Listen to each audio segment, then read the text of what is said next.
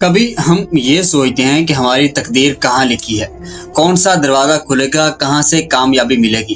لیکن سچ تو یہ ہے کہ یہ سب صرف ہمارے رب کو معلوم ہے۔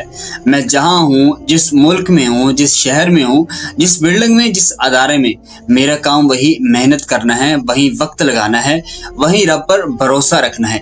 یہ سوچنا چھوڑ دو کہ کہاں نصیب کھلے گا، بس یہ یقین رہو کہ اللہ تمہیں وہی نوازے گا جہاں تم دل سے محنت کرو گے۔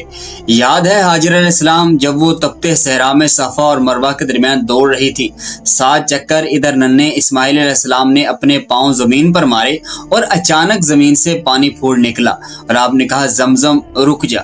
اب سوچو کیا وہ پانی حاجر علیہ السلام کی دوڑ کی برکت سے نکلا، یا اسماعیل علیہ السلام کے پاؤں کے ضرب سے، یا ابراہیم علیہ السلام کی دعا سے؟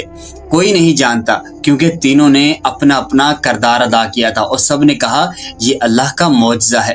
زندگی میں بھی یہی ہوتا ہے، جب کوئی ادارہ بنتا ہے، کوئی پروجیکٹ کامیاب ہوتا ہے، کوئی خواب حقیقت بنتا ہے، جو کسی ایک کا نہیں سب کا حصہ ہوتا ہے۔ ریسرچ ٹیم، میڈیا ٹیم، بولنے والا، سننے والا، سب اپنی جگہ محنت کر رہے ہوتے ہیں۔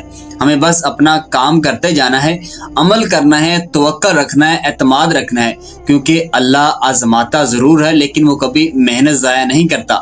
وہ وقت آتا ہے جب اللہ کہتا ہے اب وہ وقت ہے، میں نے تیرے لیے لکھ دیا ہے۔ اب سوال یہ ہے کہ آپ کے خیال میں زمزم کس کی محنت کا نتیجہ تھا؟ حاجر علیہ السلام کی دوڑ، اسماعیل علیہ السلام کے پاؤں، یا ابراہیم علیہ السلام کی دعا؟ کمنٹ میں ضرور بتائیں، کیونکہ شاید آپ کا جواب کسی اور کے یقین کو مضبوط کر دے۔